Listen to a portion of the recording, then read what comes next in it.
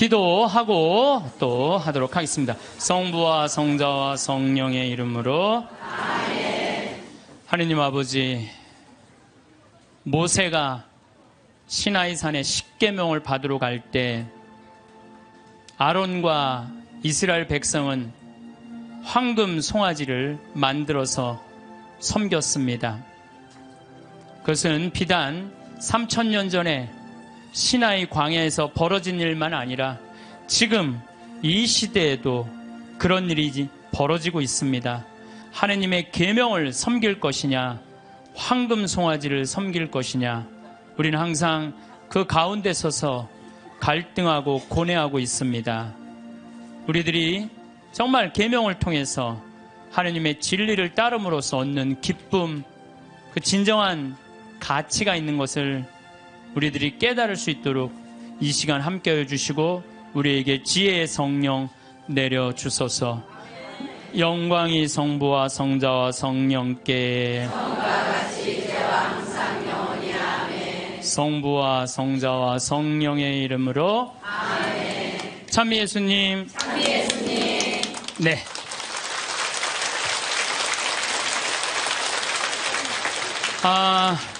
제가 지금 하늘나라의 여건이라는 주제로 지금 5째 시간에 강의를 하고 있습니다. 우리는 하느님을 꽉 붙잡고 살 때, 그네 뛸 때 정말 그네줄을 꽉 잡고 안 놓으려고 하듯이 우리는 하느님 꽉 잡고 놓지 말아야 돼요. 제가 은혜 신학교 다닐 때 하루에 보통 성호를 한 70번 정도 긋는다고 말씀드렸죠. 제가 그 강의 끝나고 저도 반성했어요. 나도 먹을 때는 성호 긋는데 안 먹고는, 먹고 끝나고 난 다음에 안 글 때도 많았어, 나도. 근데 요즘 제가 생활이 변했어요. 어떻게 변했느냐면은 하여튼 먹을 때마다 성호를 긋는 거예요. 복분자, 요즘 복분자 나오잖아요. 우린 복분자 또 이것도 갈아서 먹거든요. 복분자 먹을 때도 성호 긋고, 오디 먹을 때도 성호 긋고, 하여튼, 그런데요, 제가 요즘 뭐를 느꼈느냐면 성호를 하루 종일 그니까 뭐가 있느냐면 내 삶이 조금씩 거룩해지는 걸 느껴요. 그래서 여러분들도 아무 때나 그세요. 아무 때나. 예? 그러니까 일어나서부터 계속 긋는 거야. 디립다 그냥.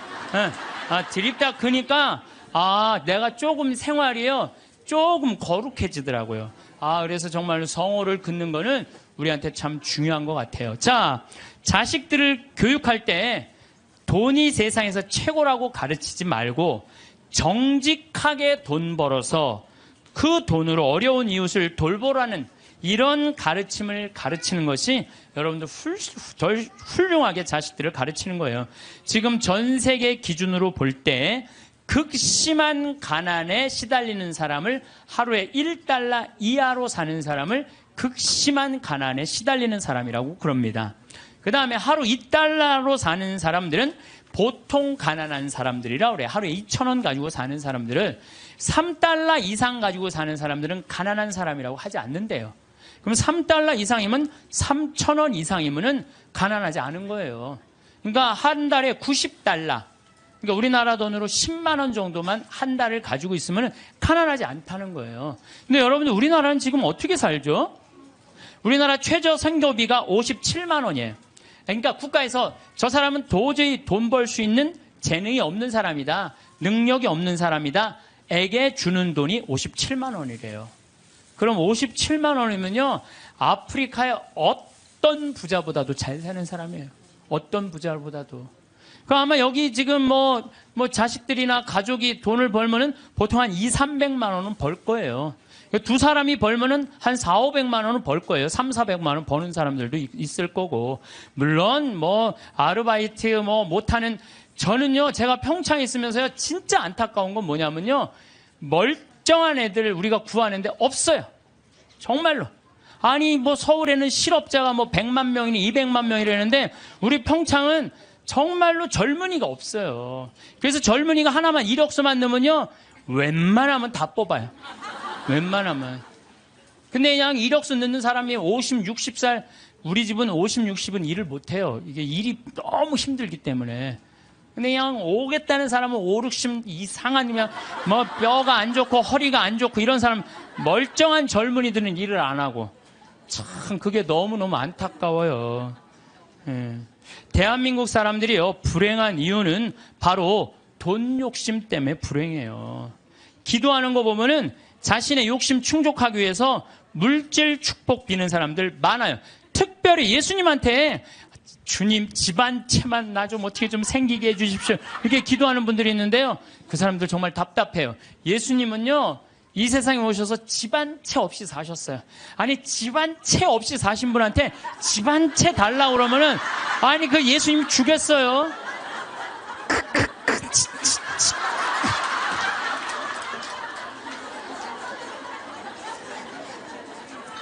예수님께 기도 열심히 청하면 물질의 축복을 받는다는 이야기는 믿음을 가장한 도박이고 강탈이에요. 여러분들 어떻게 믿을 때 돈 축복 달라고 그래요? 여러분들 돈 때문에 믿는 거예요?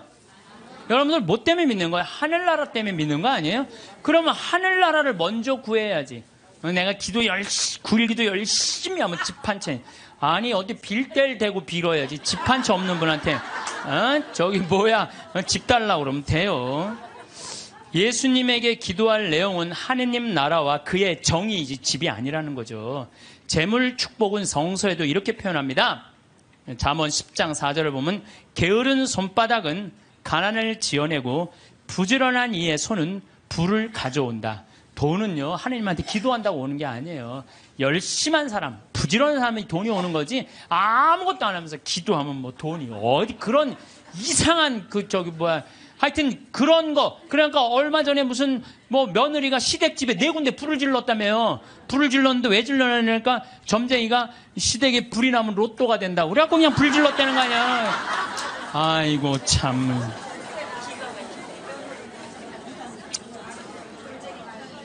무엇 때문에 죽어라 돈을 버는지는 몰라도 욕심을 내도 돈을 벌어서 가치 있게 쓰려고 벌려는 목적보다는 무조건 돈만 벌려고 그러는 사람들 많아요. 무조건 돈만 모으려고 그러는 사람들 많아요. 내가 이 돈을 모아서 어디다 써야 되겠다는 분명한 목적이 있는 사람은요, 지치지 않아요. 근데 그냥 돈만 들입다 벌려고 그러는 사람은요, 방향을 못 찾는 거죠. 저도 생태마을 운영하면서 경제적인 이익이 생기기 시작했어요. 한 10년은 계속 쏟아붓었어요. 내 강사료, 내 책, CD, 그냥 그야말로 정말 한 10억 이상 다 내 강사료는 다 쏟아넣었어요. 근데 요즘 이제 경제적인 이익이 생겼어요. 이제 안정이 돼갖고. 근데 내가 이제 돈이 생기니까 나도 이상해질 거 아니에요. 돈이 생기면 이상해지잖아요. 근데 저는 목적이 생겼어요. 목적은 뭐냐면은 아프리카에 잠비아의 자카란다 농장 꾸며주는 게 내 목적이에요. 우리 이제 뭐 평창에는 지금 마침 명동에 왔는데 여기 5층에 우리 프란시스코 전교 수녀님들, 아프리카 봉사 가는 수녀님들 사무실에 올라갔어요. 내가 포크레인을 어떻게 할까? 근데 포크레인 A10이라고 이렇게 무한궤도 있는 큰 바가지, 제대만한 바가지 있는 그걸 살라고 봤더니 2억이 든다는 거예요, 2억이. 근데 내가 2억 모아갖고 포크레인도 사고 트랙터도 사고 다 살라고 그랬는데 포크레인 사면 끝날 것 같아. 그래서 내가 포크레인 아는 사장한테 전화해갖고 나 이거 포크레인 중고 살라고 그러는데 어떻게 생각하느냐? 그랬더니 포크레인 사장이 그러더라고. 신부님 뭐하러 사냐고. 그거보다는 우리나라 거 포크레인을 택배로 보내면 된대요. 자기 포크레인을 택배로 보내서 자기가 내년에 한 달 동안 가서 싹 정리해주고 온대요.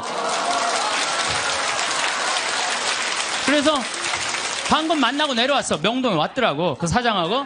그런데 수녀님이 제일 큰 거라도 한 2천만 원이면 보낸다는 거예요. 그러니까 벌써 얼마를 절약한 거야? 한 1억 8천만 원 절약했잖아요. 이게 제가 그래서 항상 저는 이런 생각해. 계획은 인간이 완성은 하느님이. 예, 계획은 인간이 완성은 하느님. 제가 간장, 고추장, 청국장 가루, 김치, 복분자, 오디 이거 파는 목적이 있어야 될 거 아니에요. 그동안은 건강한 먹을거리를 국민들한테 제공해 주겠다. 그래서 생태마을 들어갔는데 제공해 주다 보니까 뭐가 생겨? 이익이 생겨. 그럼 그 이익을 어떻게 한다? 써야 돼요. 그래서 지금 자카란다에 고아원, 병원, 농장 꾸미는데 쓰려고 길을 써요. 그러면은요, 여러분들 딴 생각이 하나도 안 들어요. 딴 생각이. 돈을 가지고 어디다 쓸 줄 모르는 사람이 딴 생각하고 있는 거예요. 내가 이걸 어디다 주식에다 투자를 할까, 뭐를 할까, 땅을 살까 이런 생각을 하는 거지. 그래서요, 돈은 쌓아두면 썩는 거예요. 써야 돼요.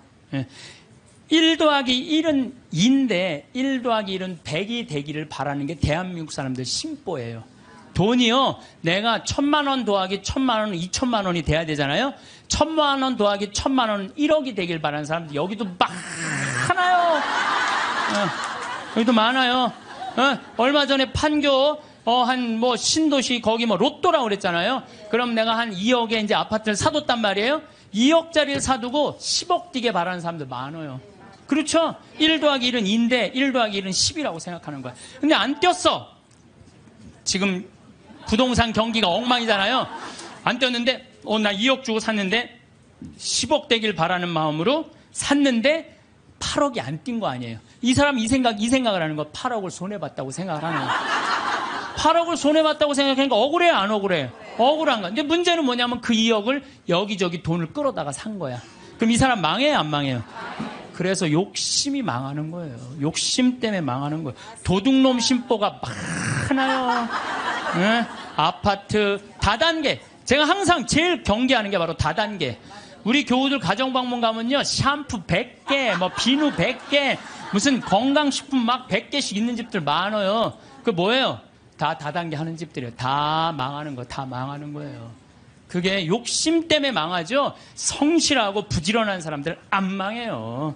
안 망하게 되겠어요. 돈을 벌려고 별별 짓을 다 해요. 나는 100조 규모의 중국과 컴퓨터 합작회사 했다고 또 70조 규모의 브라질 대륙 횡단 철도 추진한다면서 노인들한테 190억 돈 사기친 사기꾼이 있어요. 근데 거기에 들어간 사람들이 학교 교장 선생님들, 정말로 똑똑하다는 사람들이 다 사기당한 거예요. 근데 어떻게 사기를 당했나 보니까 100원짜리 주식을 사면 된대. 100원짜리 주식을 사면은 요게 6년 만에 이게 10만 원이 된다고. 이게 뛰면 그렇게 뛴다고. 그럼 이 사람은요, 1 더하기 1은 2인데 1 더하기 1이 이게 1000이 되는 거야. 그냥 내가 생각을 하는 게 1억 투자하면 이게 100억이 벌려? 그럼 1억을 내는 거예요. 100억 생각하고. 그러니까 저런 거에 사기를 당할까? 그런데 사기를 당하더라고요. 뭐 때문에? 욕심이라는 요 악마 때문에요. 다 함정에 빠지는 거예요. 수원에서는 백화점 상품권 1000만 원 투자하면 매일 92만 원씩 주겠다고 사기를 쳐갖고 140억을 투자한 사람. 이 사람 저 사람 다 돈 끌어다가 다 투자하는 거예요. 여러분들 생각을, 나도 수원 사람이지만 수원 깍쟁이들이 사기당했다는 게 난 이해가 안 돼요. 수원 깍쟁이들이 사기당했. 아마 여러분들도 많을 거예요. 1000만 원을 내면 한 달에 90만 원씩 나와? 그럼 한 달이면 다 나오네? 내는 거죠. 사기꾼들의 그 말에 다 넘어가는 거예요.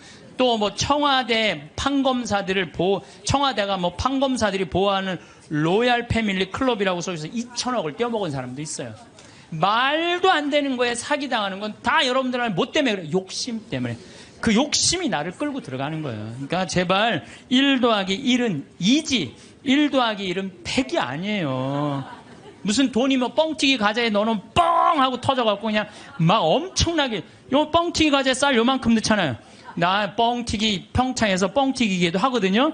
애들 오면은 그 요만한 쌀을 뻥튀기 기계에 넣어요. 그래갖고 막 1시간 정도 열을 가하면 뻥 하면 엄청나게 커지잖아요. 돈이 그렇게 되는데 돈은 절대 그렇지 않아요. 하나하나 쌓이는 거죠. 여러분들, 내가 정말 똑똑하진 않지만 내가 똑똑하지 않은 머리로 생각을 해봤어요. 여러분들 왜 사기를 당하느냐? 나라 경제가 3% 성장한다면요, 은행 이자는 3% 넘기가 힘들어요. 정기 적금을 넣어야 3.9%예요. 오늘 아침에 내가 라디오에서 들었어요. 정기 적금을 넣어야 3.9%예요. 그러면 그걸 3.9% 넣어봤자 1억 넣어봐야 30만 원, 40만 원 나오는 거야. 300만 원, 400만 원 나오는 거야. 1억 넣어야. 한 달에 30만 원 나오는 거야. 1억 넣어야. 그러니까 이 돈 갖고 뭘 해? 근데 어떤 사람이 살살살살 꼬셔요. 여기 펀드에 넣으면은 이게 한 20% 이익이 나와. 이게 너만 알아. 너만. 내가 아무한테도 안 알려주는 거야. 내가 너만 알고 있어. 이거 여기다 넣으면 20%. 1억에 20% 2천만 원이란 말이야. 그럼 한 달에 200만 원씩이면은 어때요? 할만하죠? 그래서 사기를 당하는 거예요. 그래서 국가 경제가 3% 성장이면요, 이자는 3% 넣기가 어려워요. 근데 만약에 15%, 20% 얻을 수 있다라고 말하고 다가오는 사람은요, 100% 사기꾼이라고 생각하면 돼요. 3% 이자에 3.5% 이거는 돼요. 근데 내가 20%까지 불려줄게. 100% 사기꾼이라고 생각하면 돼. 그런데 이렇게 듣고도 오늘 나가서 여기 말이야, 너만 알아, 너만 알아. 예. 그래? 넘어가는 거죠. 노름, 경마, 강원랜드 도박만 하지 않았어도요, 자녀들과 여행도 다니고 좋은 일도 하고 부부가 함께 여행하고 부모님한테 용돈 드리고 여유롭게 살 사람들 많아요. 근데 저 지금 경마장, 무슨 경정장, 무슨 뭐 전부 다 이 사람들 영혼 망가뜨리는 거예요. 정말 여러분들 그런 거 뭐 재미로 가다가 인생 망치는 거예요. 재미로 가다가. 예. 그 귀중한 돈 제대로 한번 써보지도 못하고 공중에 날리는 사람들 많습니다. 아니 200억 있으면 뭐하러 강원랜드 갖고 그걸 그냥 날려요. 200억 가지고 고아원도 짓고 어려운 사람 장학재단도 설립하고 버려진 독거 노인들도 돌봤으면 거기만 쭉 일주일에 돌아다녀도 그렇게 해도요, 인생 의미도 찾고 행복하고 삶의 보람도 느낄 거야. 200억을 날리고 나면 그러니까 거기서 뛰어 죽는 사람 1년에 50명, 60명이 뛰어 죽는다는 거예요. 사기당하는 분들 다 이유가 있어요. 하루아침에 벼락부자시고 좀 욕심 가지고 있는 사람들, 지금 버는 수입보다 더 큰 수입을 벌 수 있다는 말에 현혹될 때, 그래서 전 대박이라는 단어를 싫어해요. 대박이 어디 있어요, 대박이. 그달 벌어서 내가 500만 원, 300만 원 벌으면 그중에 50만 원, 60만 원 저금해서 한 5년, 10년 해갖고 1억, 2억 맞추고 집 한 채 사고 그 집 사고 또 한 10년 열심히 일해갖고 한 3, 4억 해갖고 퇴직할 때 한 4억, 5억 정도 지니고 그리고 그거 가지고 늙을 때까지 살아가는 거죠. 그러다가 정말로 돈이라는 건 축복이에요. 그거 오는 수가 있어요. 내가 산 집이 어쩌다가 떼어갖고 그걸 정리해갖고 다시 좀 어떻게 그 정도는 되더라도 어느 날 갑자기 떼돈을 버는 일은 없어요.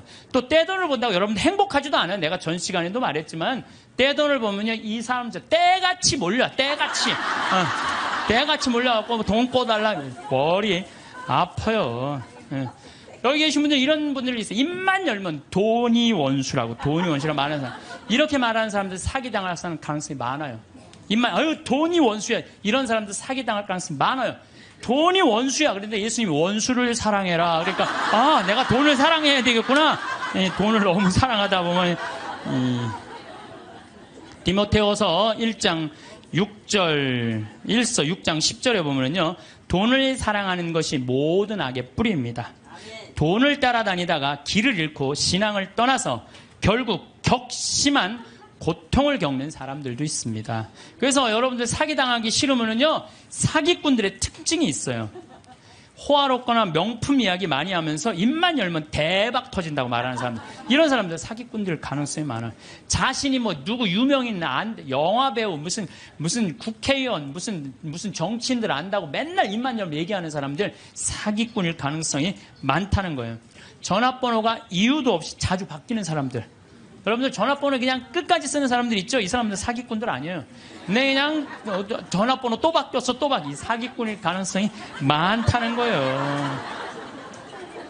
그리고 또 누가 사기꾼이 지금 오늘 계약하지 않으면 이 기회는 다시 오지 않는다.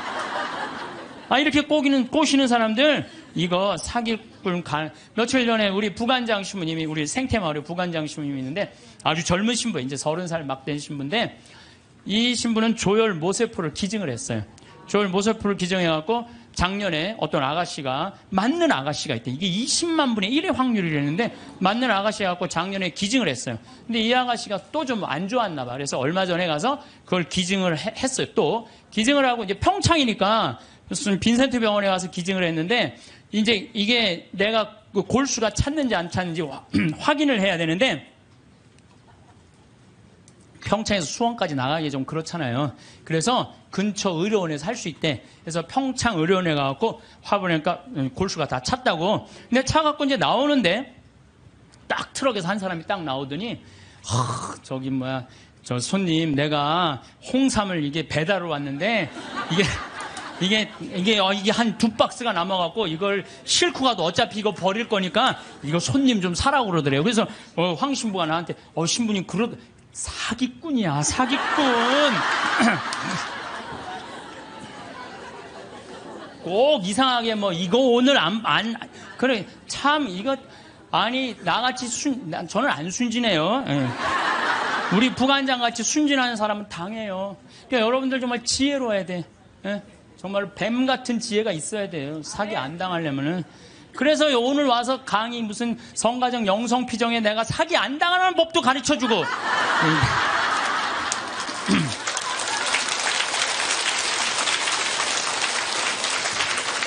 특별히 제가 부탁하고 싶은 게 있어요. 교우들끼리 돈거래하지 마세요.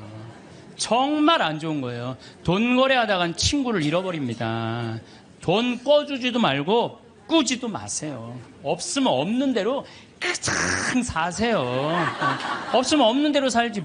돈을 꾸는 거는요, 내 욕심을 더 채우기 위한 몸부림이에요. 몸부림이에요. 그래서 집회서에서 이런 말이 나와요. 이거 여러분들 꼭 기억하세요. 돈을 꿀 때까지는 이웃의 손에 입을 맞추고 그의 재산을 두고 공손한 어조로 말한다. 그러나 갚을 때가 되면 시간을 미루고 빈 말로만 갚겠다면 시간만 탓할 뿐이다. 이 여러분들 경험 다 했죠? 그러니까 꿔주지도 말고 꾸지도 마세요. 그런데 꿔줘야 되는 건 있어요. 누구 병원비가 없다. 내가 친척 중에 학비가 없다. 이거는 꿔준다기보다도 그냥 줘요. 네, 꿔준다기보다도 주세요. 병원비나 학비, 난 내가 강의할 때 핸드폰 울려도 한 번도 신경질을 부린 적이 없어, 나는.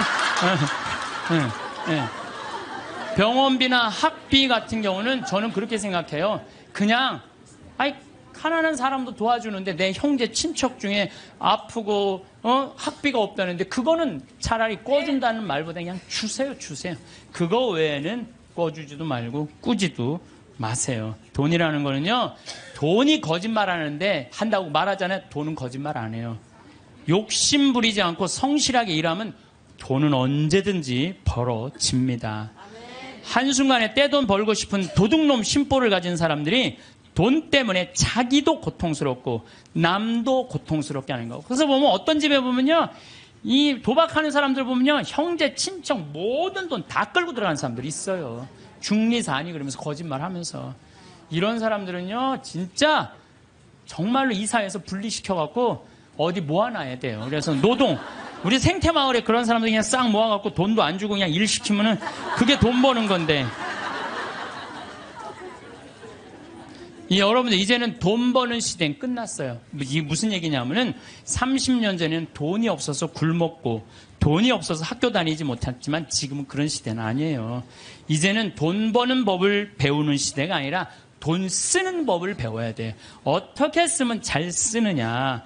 돈이 쌓이면 죄가 되게 돼 있어요. 제가 신학교 때 1학년 때 신학교 딱 들어가니까 우리 선배님들이 맨날 배고파서 굶었다, 너무너무 힘들었다. 그런데 신학교 딱 들어가니까 밥 딱 3끼 주는 거예요. 그거 외에는 간식이 없는 거예요. 간식이. 그게 20살 때 얼마나 이 혈기가 넘쳐요. 근데 밥 3끼, 아무리 많이 먹어도 밤 되면 배고프잖아요. 그냥 어떨 때 그냥 물 먹고 배고프니까. 그러고도 있는데, 외출할 때 되니까 배고플 거 생각하고 식빵을 사요. 식빵을 사갖고 이제 혼자 먹으려고. 혼자 먹으려고. 근데 식빵을 이렇게 놔도 이제 어떻게 20줄을 다 먹어요. 한 4줄 먹으면 배부르잖아요. 그럼 이제 다음에 먹으려고 놔두면 이놈들이 얼마나 코가 빠른지 그 식빵 있는 걸 너무너무 잘하는 거예요. 그러고 하고 식빵을 보면 다 훔쳐먹고 없는 거예요. 그래서 내가 식빵을 사면은 내가 이 식빵을 뺏기지 않으려고 어떻게 해요? 그냥 저기 침대 맨 안쪽에 침대 밑에 옷장이 있었거든요. 그 맨 끝에 이제 몰아 넣는 거죠. 그래서 내가 이제 난 신학교 때 깐또레스를 했어요. 매 미사마다 노래하는 그 깐또레스를 했으니까 맨날 그거 연습하느냐고 여기 뛰어다니고 저기 뛰어다니고 보면 한 3일 정도 뛰어다니면은 빵 놓은 걸 까먹어요. 빵 놓은 걸. 그래갖고, 나 빵 먹어야지, 빵! 그래갖고 딱 보면은 그게 곰팡이가 썰어져요. 곰팡이가. 그래 몇 번을 곰팡이 쓰는 거를 보고 내가 세미나를 그때 이제 갔는데 굉장히 큰 세미나였어요. 근데 거기에 이제 불교, 개신교, 천주교, 유교 다 모여서 그런 얘기를 하는 거예요. 종교의 모든 거는 나눈다. 보면은 불교는 절하고 난 다음에 음복한다 그러잖아요. 다 나눠 먹잖아요. 그렇죠? 불교는 공양 드리고 뭐라 그래? 공양한다 그래. 나눠 먹는. 그걸 공양한다 그래. 나눠 먹는 거 공양한다 그래. 하다못해 무당도 굿하면 굿떡을 돌린다. 무당으로 굿떡을 돈다. 우리는 성체 나눠 먹는 거다. 나눠 먹는 거. 쌓아놓으면 썩는다. 쌓아놓으면. 제가 그 얘기를 듣고 딱 내 모습이 생각나네. 그 식빵 혼자 먹겠다고 깊숙한 걸 쌓아놨던 내 자신이 그것도 맨날 성체화하는 내가 너무 창피하더라고요. 그래서 식빵을 사갖고 그러면 그 다음부터는 다 불러요. 내 친구들. 야 일로 와봐. 내 식빵 사와. 다 나눠 먹었어요. 나눠 먹으니까 뭐가 좋으냐면 곰팡이 썰어서 버리는 게 없는 거예요. 나도 못 먹고 너도 못 먹잖아요. 그렇잖아요. 그러니까 걔네들도 이제 외출해갖고 사갖고 오면은 나한테 얻어먹었으니까 어떻게 해? 풀러다가 또 나눠 먹고. 그러니까 한 2학기 되니까 늘 배불리 먹더라고요. 이게 나눠 먹는 게 정말 중요해요. 제가 얼마 전에 부산교구 다락방 기도회라고 우리 신부님들 열심히 기도하는 신부님들 모임을 갔어요. 근데 이제 제가 이제 이런 얘기를 하니까 한 70쯤 된 마산교구 신부님이 그런 얘기를 하더라고요. 당신이 아메리카에 강의를 갔었대요. 그럼 하여튼 아메리카에 있는 나라인데. 근데 신부님이 오면 방울뱀을 삶는데요, 잡아서. 그거 하면 안 되는데, 어쨌든 방울뱀을 삶아갖고 아주 진액을 5봉을 줬대요. 근데 이거를 1시간에 한 봉씩 먹어야 된다는 거예요. 그런데 비행기 떠나기 전에 이제 미국으로 가야 돼서 그걸 또 미국으로 갖고 갈 수가 없잖아. 5봉은 있는데 1시간에 하나씩 먹으라 그러니 이거 어떻게 해? 한 번에 5개를 먹을 수도 없고. 그래서 이 신부님이 한 봉을 먹고 따라간 봉사자들 4명 있길래 그걸 니네들 먹으라고 나눠줬대요. 나눠주고 이제 먹으니까 막 몸에 열이 나고 막 여기서 이 하얀 속옷이 노랗게 변하더래. 뭐가 진액이 나와갖고. 미국에 갖고 이제 그 얘기를 했더니 의사가 그런 얘기를 하더라고요. 신부님, 만약에 신부님이 급한 마음에 5봉을 다 먹었으면 신부님은 장협착으로 죽었다는 거예요. 그러니까 장협착으로 죽을 수도 있었다는 거예요. 근데 신부님이 나누는 바람에 신부님도 살고 나머지 사람도 다 사는 거라고. 근데 그 신부님이 70인데 피부가 나보다 더 고와요. 방울뱀을 먹어서 그런지.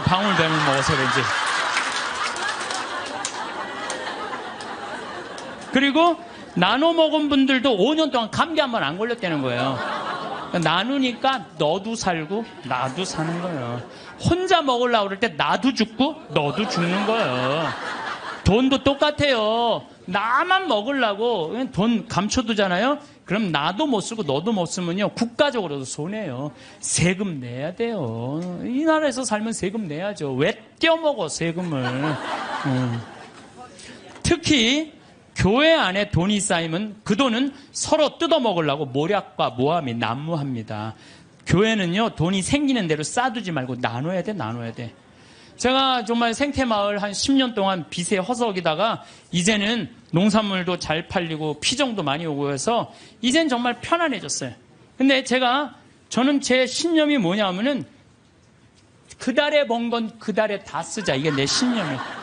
그래서 제가 막 이 강의 때 여러분들 돈 있으면 여행 다니라고 그러잖아요. 내가 여러 차례 얘기했지만 올해 2월 달에 처음으로 우리가 빚이 없었어요. 그래갖고 우리 직원들이 10년, 나하고 일하는 직원들이 10년, 15년 동안 정말 힘들게 일해왔거든요. 그래서 내가 직원들한테 그랬어요. 야, 우리 이제 오래간만에 수익이 났으니 이거 가지고 성주순례 가자. 그래갖고 아시시, 그 다음에 무슨 베드로, 그 다음 반내, 전부 다.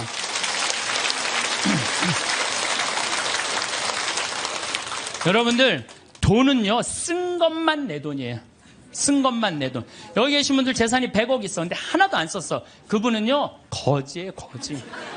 하나도 안 썼으면. 근데 재산이 100억 있어. 근데 그 100억을 가지고 여행도 다니고 맛있는 것도 먹으러 다니고 또 가난한 사람도 도와주고 어려운 아프리카, 우리 잠비아도 1,000만 원 기증하고. 이 쓴 것만 내 돈이에요, 쓴 것만. 내가 본당 신부할 때도 정말로 부자들 많았어요. 근데 그 부자들 한 푼도 안 써. 그러면은 어떻게 이렇게 없어 보이는지. 없어 보여요. 한 푼도 안 쓰는 부자는요, 없어 보여요. 근데 정말로 부자면서도 때 따라 철 따라 신부님 이거 필요하실 때 쓰세요. 이거 어려운데 도와주세요. 신부님 이번에 사업. 그 사람들은요 정말 있어 보이더라고요. 있어 보여. 돈은 우리 인생을 행복하게 해주는 도구지 목적이 아니에요. 우리나라에 1971년 3월 11일 날 76세로 세상을 떠난 유일양행의 설립자인 유일한 박사님은요, 모든 재산을 공익단체 다 기부했어요. 그리고 주식조차도 직원들한테 다 나눠줬어요. 다 나눠줬어요. 정말로 멋있는 분이죠. 정말로 기업가의 모습을 보여준 거예요. 또 그 딸도 미국에 가서 전 재산 떠나면서 세상에 다 기부하고 세상 떠났어. 딸도. 아버지가 그러니까 딸도 그러는 거예요. 아버지가 그러니까. 카네기도 전 재산 기부했고 2,500곳에 도서관을 져줬어요. 카네기. 그리고 워렌 버핏, 빌 게이츠, 걔네들 둘이 낸 게 1,000억 달러예요. 1,000억 달러. 둘이 낸 게. 다 내는 거죠. 다. 왜? 그 사람들은 누구를 상대해서 돈 벌었다고 생각해? 자기네들 국민을. 그러니까 미국 갑부들은 보면요, 다 미국에 가보면요, 그 부자들이 다 기증하고 갖고 몇백억, 몇천억씩. 그걸로 사회가 건강하게 돌아가는 거예요. 우리나라에도 좀 그렇게 살짝 미치는 부자가 좀 나왔으면 좋겠어요. 네. 마태오복음 19장 16절, 26절에 보면은요, 하느님의 계명을 충실히 지킨 부자 청년에게 예수님이 이렇게 말씀하세요. 내가 완전한 사람이 되려거든 가서 너의 재산을 팔아 가난한 이들에게 주어라. 그러면 내가 하늘에서 보물을 차지하게 될 것이다. 그리고 와서 나를 따라라. 그러나 그 젊은이는 슬퍼하면서 떠났어요. 왜? 재물이 많았기 때문이에요. 여러분들 그 부자 청년은요, 계명도 굉장히 중요하게 여긴 청년이에요. 근데 재물이 많았는데 이 청년은 재물하고 자기를 똑같다고 생각해요. 재물하고 자기를. 이 사람은 재물을 파는 건 뭐를 파는 거야? 자기를 파는 거야. 이게 참 문제예요. 여러분들 재물이 없으면 여러분들도 사라진다고 생각하는 분들 여기 혹시 계시면은 그럼 불행한 사람이에요. 재물이 없어도 상관없어요. 아니 지금 이 세상에 재물 없이 사는 사람들 얼마나 많아요. 그 행복한 사람들 얼마나 많아요. 우리 수녀님들, 우리 신부들은 그래도 좀 나아요. 우리 수녀님들 재물이 있어요, 없어요? 그 수녀님들은 어디 버스 타고 가는데도 돈 받아갖고 해요. 그래도 행복한 수녀님들 많아요. 돈이 우리 존재가 돈하고 똑같아서는 안 돼요. 돈이 많으면 존재가 충만하고 돈이 없으면 존재가 없는 거. 이 병을 우리가 고쳐야 돼. 그래서 그 젊은이는 재물과 존재를 같이 여겼기 때문에 재물을 팔 수 없었던 거죠. 5,000명을 먹인 기적 이야기 가운데 누가 가장 행복했을까요? 5,000명을 먹인 예수님이 행복했을까요? 물고기 2마리 빵 5개 기증한 소년이 행복했을까요? 아니에요. 제일 행복한 사람은요, 그 5,000명한테 나눠준 제자들이에요. 신나지 않았겠어요? 여러분들 한번 생각해봐. 내가 여러분들한테 돈을 한 10억 정도 줘갖고 한 1,000만 원씩 줬어, 여러분들한테. 그래갖고 여러분들 좀 어려운 데 가서 도와주세요. 그래갖고 내가 한 1,000만 원씩 10개를 가지고 여러분들이 10명이 쫙 나가서 도와줄 때 여러분들 신날 것 같아, 안 신날 것 같아? 내 돈도 아닌데. 내 돈도 아닌데 나눠주는 게, 가난한 이웃한테 나눠주는 게 얼마나 좋아요. 나는 여기서 제일 행복한 사람들은 제자들이라고 생각해요. 여러분들이 하느님이 여러분들한테 지금 재물을 맡겼어요. 어떤 분은 10억을 맡긴 분도 있고, 어떤 사람은 1억을 맡긴 분도 있고, 어떤 사람은 100억을 맡긴 분이 있어. 왜 맡겼어요? 나눠주라고 맡긴 거예요. 나눠주라고. 나눠주라고 맡겼으면 나눠야 될 거 아니야. 근데 안 나눠. 끝까지 쥐고 있다. 그냥 죽어. 그럼 그냥 자식이 네가 나누냐 내가 나누냐 싸워서 원수돼서 안 만나고. 그러지 말자는 거예요. 우리 대한민국 사회가 이제 건강하려면 어떻게 해야 돼? 나눠야 돼요. 쌓아두면 썩게 돼 있어요. 쌓아두면. 어느 사회든. 자꾸 나누면은 샘솟게 돼 있어요. 나누는, 신부님, 그거는 제가 조금 못 받아들이겠는데, 나누면 하나도 없죠? 근데요, 하느님한테 11조 봉헌한 분들이 왜 잘 되는 줄 알아요? 11조 봉헌하려고 그러면요, 적은 돈 아니에요. 그럼 그 돈을 하기 위해서 다른 생활에 충실해져요. 다른 생활에 충실해지기 때문에 축복을 받는 거예요. 나누는 사람들은요, 생각이 건강하기 때문에요, 사기도 안 당하고 유혹도 안 당해요. 그렇기 때문에 그런 분들은 재물 관리도 잘 할 수 있는 거예요. 그래서 한 건강한 쪽으로.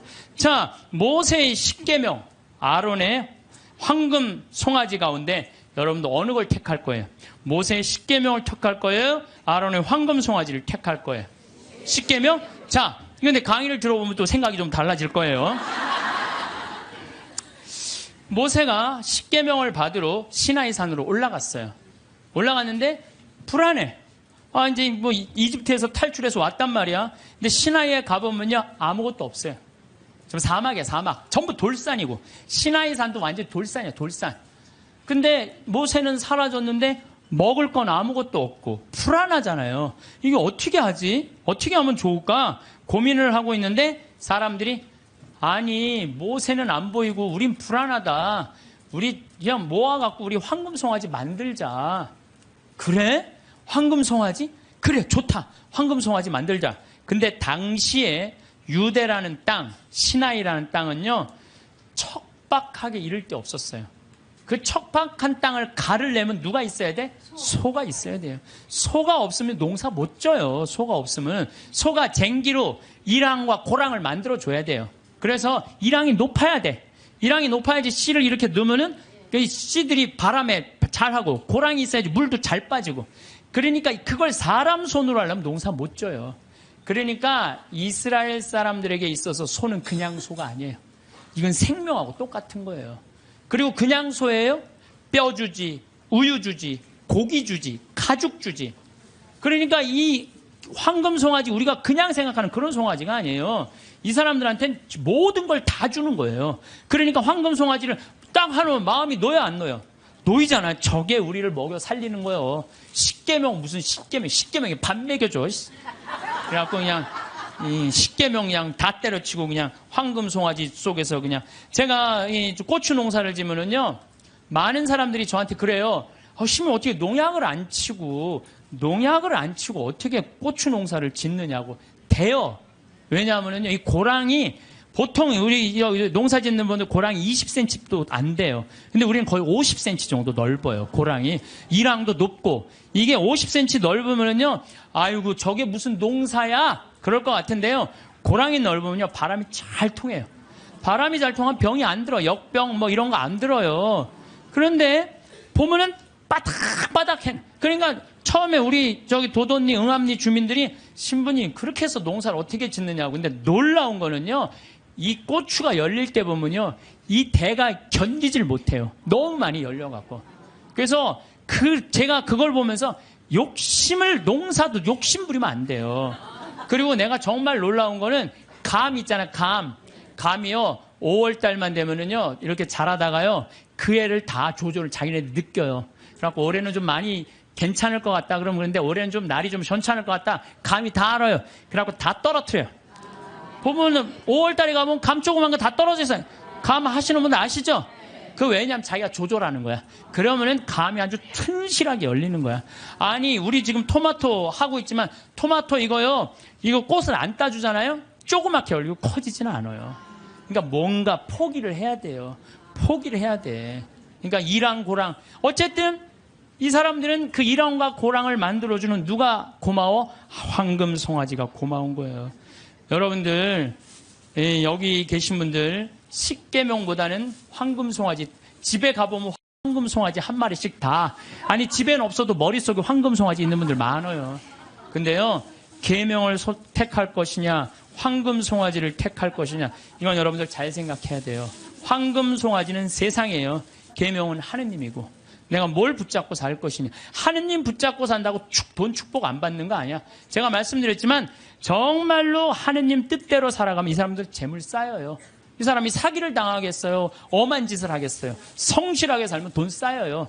다 엎어지는 건 다 1 더하기 1은 100이라고 믿는 사람들이 다 엎어지는 거지, 1 더하기 1은 2라고 생각하는 사람들은 안 엎어집니다. 예, 망하지 않아요. 예.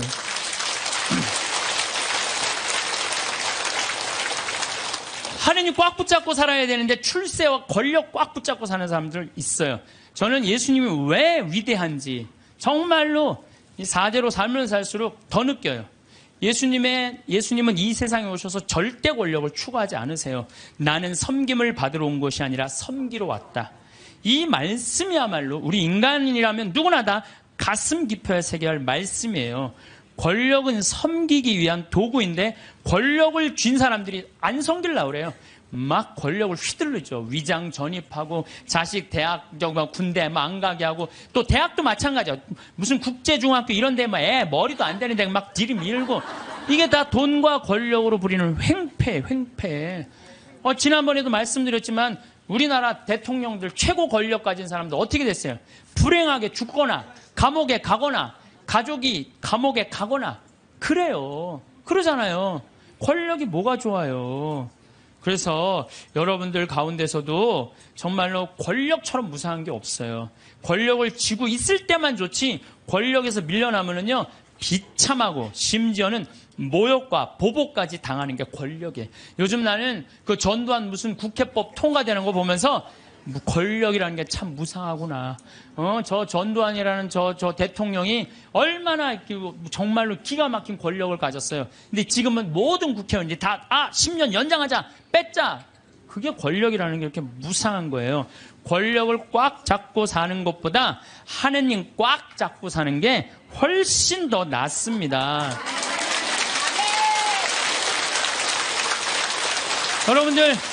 여러분들 이 생각을 해봐요. 하느님 아버지처럼 대단한 권력 가진 사람이 어디 있어요? 그렇죠? 그 아버지 꽉 잡고 가슴에 하늘나라 여권 있으면 됐지. 뭘 더 욕심을 펴요. 밥 새끼 얻어먹으면 됐지. 예. 여러분들 고통스러운 거는 왜 내가 나한테 돈이 없을까? 내가 돈이 있으면 정말로 멋지게 살아볼 텐데 돈 없어도요 멋지게 살아요. 마음이 건강하고 생각이 바른 사람은요 돈 없어도 건강히 살아요. 근데 이 정신이 썩은 사람은요 100억을 갖다 줘, 1000억을 갖다 줘, 다 소용없어요. 다 소용없어요. 그래서 뭐가 우리 마음 안에는 하느님의 계명이 있어야지 황금 송아지가 있으면 안 돼요. 그래서 오늘 여러분들 마음 안에 혹시 내가 지금 나를 괴롭히는 건 뭐 때문이야? 황금 송아지가 날 지금 끊임없이 그 뿔이 내 가슴을 받는데도 그래도 좋아. 나는 황금 송아지 뿔에 받쳐도 좋아. 나는 죽어도 좋아.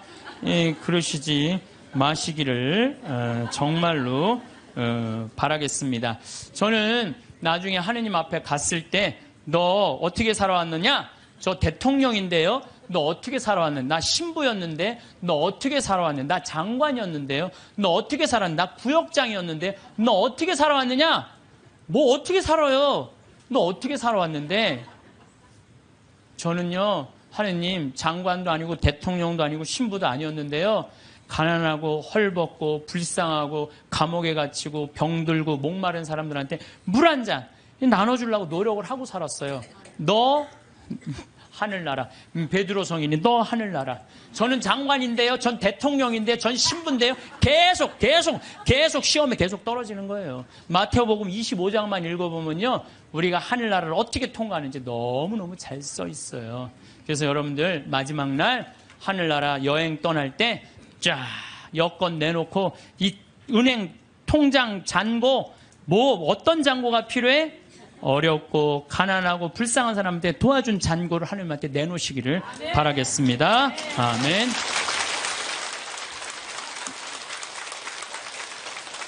성부와 성자와 성령의 이름으로 아멘. 영광이 성부와 성자와 성령께 성과 같이 이제와 항상 영원히 아멘. 성부와 성자와 성령의 이름으로 아멘. 감사합니다. 하늘나라 여권 마지막 6번째 시간 결론 얘기를 하도록 하겠습니다. 제가 요즘 이렇게 강의를 다니면서 우리 천주교 교우들이 이렇게 많은지 나 몰랐어요. 우리 천주교 교우들 한번 부산에 갔는데 그 남천성당이 한 3,000명 들어간대요.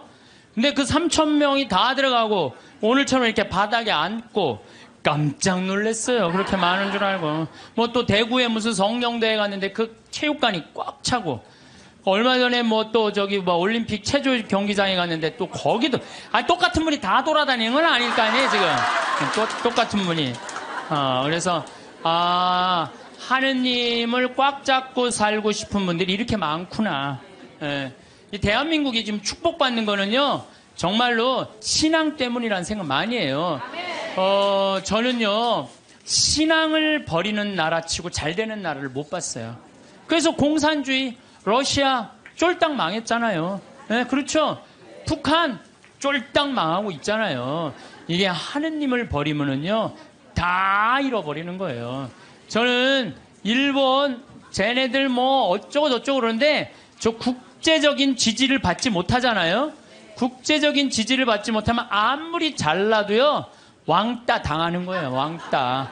내가 보니 일본은 점점 왕따의 길로 가고 있어. 왕따의 길로. 이게요, 우리나라도 마찬가지예요. 우리나라도 이제 먹고 살만하다고 다른 나라 무시하고, 여기 우리나라에 지금 뭐 외국인들 한 140만 명이 들어갈 때잖아요. 우리가 미국에 가고 얼마나 서름 많이 받았어요. 그런데 아니 지금 이제 우리나라에 들어와 있는 뭐 방글라데시 사람들, 베트남 사람들, 이런 사람들 귀하게 여기지 않잖아요. 그게 다시 다 고통으로 돌아와요. 우리가 정말로 그런 사람들 따뜻하게, 이제는요 단일 민족 끝났어요. 단일 민족으로 이 나라를 유지할 수가 없어요. 그리고 시대가 어떤 시대인데 단일 민족 이거 따져요. 이거 꼭 아들 따지는 집하고 똑같은 거야. 아들 따지는 집하고. 이제는 지구는요 글로벌한 시대야. 이제 완전히 비행기가 있기 때문에요 한 집안이야. 그래서 생각을 완전히 바꿔야 돼. 다 하느님의 분신이라고 생각하면 돼. 예수님의 분신. 예수님의 분신이라고 생각하고 잘 대해주시면은 이게 나중에 다 덕으로 돌아와요. 그래서 옛날에 우리 어른들이 베푼 끝은 있다고 그러잖아요. 베푼 끝은. 그래서 여러분들 베푸는 삶, 이게 우리 국민들끼리만 아니더라도 지금 아프리카, 그냥 어렵게 사는 사람들, 방글라데시, 저 남아메리카, 고통스럽게 사는 사람들이 얼마나 많아요. 우리가 할 수만 있다면 그들을 도와주는 것도 아름다운 하늘나라 꾸미는데 중요한 일이 아닌가, 그런 생각을 저는 합니다. 어쨌든 하느님을 꽉 붙잡고 살려면은 우리는 끊임없이 우리 삶에서 기다려야 돼. 기다려. 우리는 성모님이 아기 예수님을 성전에서 봉헌한 이야기를 잘 알고 있습니다.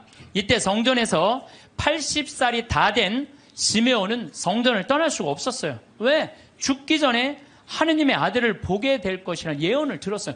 너 죽기 전에 하느님의 아들을 볼 것이다. 근데 보기 전에는 죽어 못 죽어? 못 죽는 거예요. 못 죽는 거예요.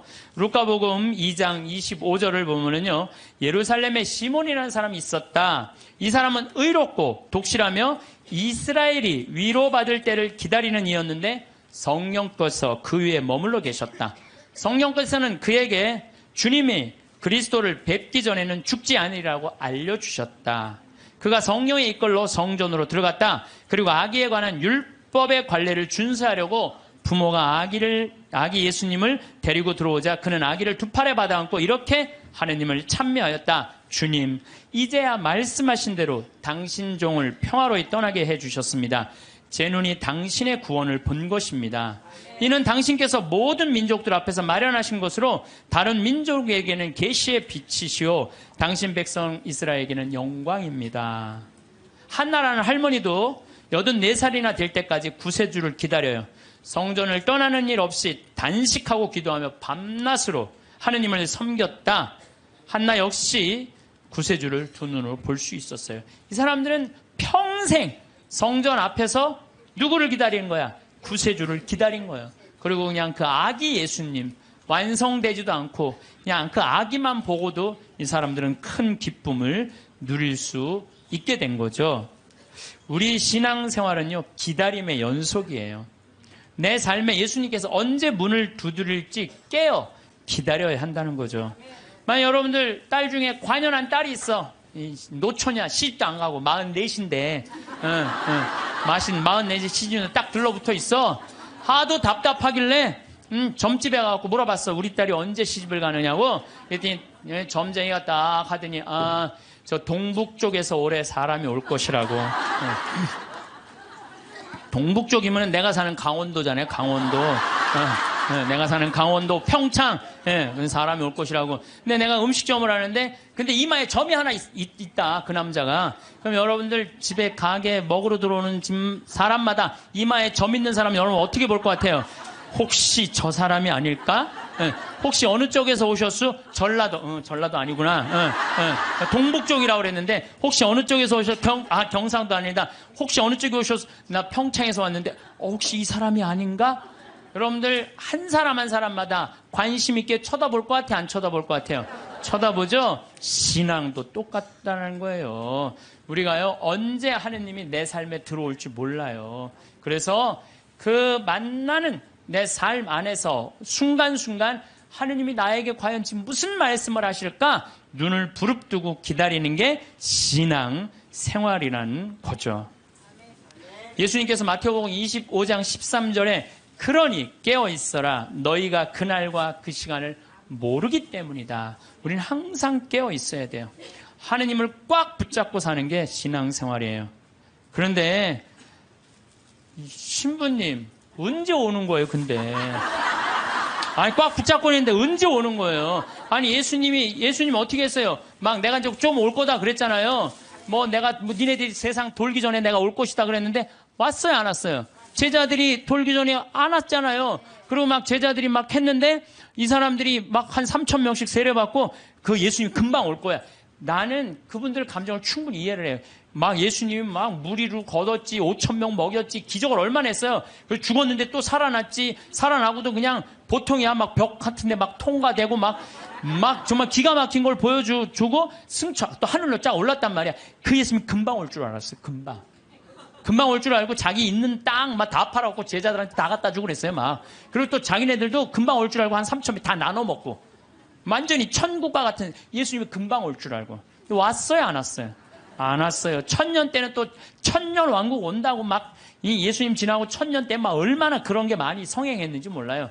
또 2000년 때 또 막 온다고 막 온다고 휴거 1992년 10월 26일인가 막 그날 막 한 2000명인가 막 난 또 진짜 아니 그 사기 당하는 사람 아니 이거 저기 1,000만 원 내면 한 달에 92만 원 낸다는 거나 이게 다 동시에 3천만 하늘로 올라가는 내가 보기 똑같아요. 사기 당하는 건 똑같아요. 신앙의 사기도 많아요. 그냥 올라가지도 않았잖아요, 그때. 그랬어요, 안 그랬어요? 안 올라가. 2000년이 언제 오는 거야? 온다고 그러더니 예수님. 근데 예수님 안 왔어요? 예수님이요, 매일 왔어요. 매일 오셨어요. 이 예수님이 이제 승천하시고 난 다음에 제일 먼저 상징적으로 온 사람이 누구예요? 사도 바오로잖아요. 사도 바오로가 스테파노 죽을 때 어떻게 했어요? 옷을 들고 있었어요. 옷을 지키고 있었어요. 당시에 사람을 죽이려고 그럴 때 옷을 지키고 있는 사람은요, 가장 앞장서는 사람이래요. 사도 바오로 가장 앞장선 사람이야. 스테파노 돌 쳐 죽이려고 그럴 때. 그 다음에 다마스커스로는 아예 내가 그리스도인 잡아 죽이려고 아주 증명서까지 받고 갔어요. 근데 그냥 거기서 그냥 가는 길에 예수님이 한 대 때리죠. 라고 말해서 떨어져요. 떨어지면서 예수님이 뭐라고 그래요? 사울아, 사울아, 왜 너 나를 박해하느냐? 왜? 아니, 당신 누구냐고. 네가 박해하는 그리스도인 예수다. 예수님이 우리를 분신으로 생각해야 안 해요? 여러분들 저나 다 예수님의 분신이에요. 그게 사울이 3일 동안 눈 멀어갖고 이제 눈이 비늘 같은 게 떨어진다니 정신이 차렸잖아요. 예수님 안 오신 게 아니에요. 바오로 사도한테 왔어요. 재림하신 거예요. 재림하신 거예요. 그러니까 하느님의 섭리는 예수님 승천하고 끝난 게 아니야. 그때부터 성령께서 오신 거예요. 예수님 말씀대로. 내가 가야 누가 온다? 성령이 온다 그랬잖아요. 내가 가야 성령이. 그러니까 성령이 온 세상에서 활동하고 계셔. 그리고 내가 베네딕토 아니야. 베네딕토. 우리 베네딕토 성인 480년 전에 수도원에 기초를 놓으신 분 아니에요. 근데 이 베네딕토 성인이 하도 수도원 규칙을 세게 해갖고 반대하는 신부가 베네딕토 성인이 수비학고라는 곳에 거기서 이렇게 바위에 들어가고 기도했거든요. 거기다 독을 타요. 독을 타갖고 빵 내리는데 그 까마귀가 갖고 날아가요. 그러면서 내가 저분을 하느님이 돌보는구나. 그래요. 하느님의 섭리는요 매 순간 있어요. 내가 이번에 나폴리에 갔어요. 거기에 주교님이 성인이면 야누아리우스라는 주교님이야. 350년경에 순교했는데 그분의 이제 시신이 이제 여기 성인 시신을 우리도 김대건 신부님이 그냥 다 온 세상 다 뜯어져 있잖아요. 턱뼈는 신학교가 있고 다리는 미리네가 있고 그냥 성인 그냥 시신. 그래갖고 이제 이 야누아리우스 성인도 막 시신이 떠돌아다니다가 900년에 다시 나폴리로 가요. 나폴리로 갔는데요. 이 놀라운 일이 벌어져요. 5월 첫째 주와 성인이 순교한 9월 19일 날은요. 이 성인의 그 굳은 피가요. 녹아요.